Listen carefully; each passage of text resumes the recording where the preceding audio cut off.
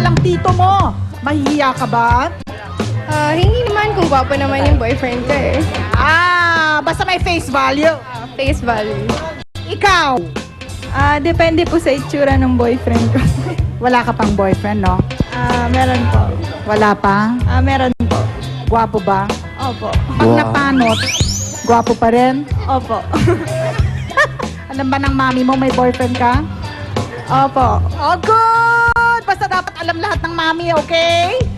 Okay, Papa Jack, alamin na natin ang ating Tuesday tanong sa taong bayan. Ito po ang senaryo. Latag! Bata pa?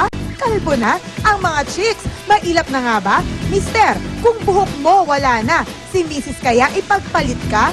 Bulsa mo'y butas na, pero pampatubo ng buhok, di na umuubra. Dapat ba talaga conscious pa? Ang tanong sa taong bayan, nakakabawas gwapo ba pag nakakalbo?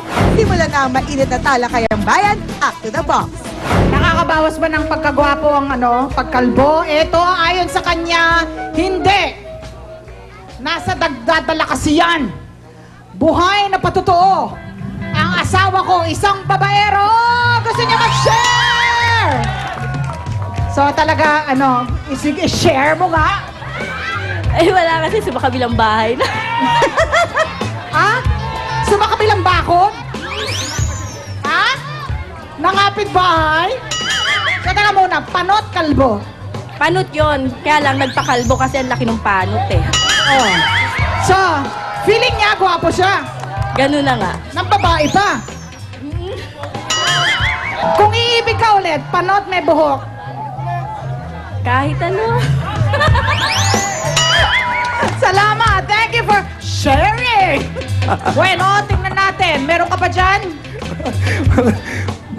Statement, mama. Teka muna, bakit ba natin pinag-uusapan kung nakakabawas ng Ng ano? Alam mo, ngayong Starbucks umaga natin. ito, kaya natin pinag-uusapan ito. May aral na naman to. Oo, mama.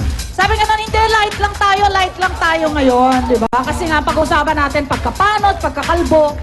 Alam nyo, light para sa makapalang buhok, ha? Tama, mama. Pag hindi siya sa'yo ang pagkakalbo, babaliwala lang yan. Oo, pero actually, dun sa mga, yung mga na numinipis ang buhok, ito ay napakalaki, napakabigat na suliran. Frustration yan, mama, di ba? Yeah. To the point na kung ano nung ginagamit mo, minsan lumalala na yung ano mo. di ba? Oo. Kaya yun ang ating tututukan yung mga kapatid ng ating inimbitahan this morning. Yes! Di ba? Inyo pong antabayanan. Ngayon naman, alamin natin kung ano ang gimmick. Yung mga ka-triplets ko, mama. Magkakamukha kami nito eh. Sobrang alaga ng buhok. Nagpapataba lang ko parang di ka magkakamukha. MMMJ! Mama Ali, Papa Jack! Mag-iikot-ikot kami ngayon dito sa Barangay Poblasyon para maghanap ng matikas na lalaking magsasabing wala siyang pakialam kahit makalbo pa siya. Pero meron tayong twist dun, bro, ah. Yes. Kung talagang astigin siya, papayag siyang kalbuhin natin siya, di ba? Yes. Ako, parang hirap niyan, MJ. Kasi naniniwala kami na ang tunay na gwapo, walang pake kahit magpakalbo. At ito ang mission natin. Hunt para sa certified tunay na gwapo. Ngayon, balikan muna natin ngayon si Mama Ali, si Papa Jack. Sabi nga natin, light lang yung topic natin ngayong umaga. Kaya nag-imbita po kami ng walang depth. Si Ernel Ignacio! Ano kaya ang say na mamaya mga kasama natin sa Pex Manan? Mamaya naman, abangan natin yung aking segment na Talkback. Usapang May Jack with Papa Jack.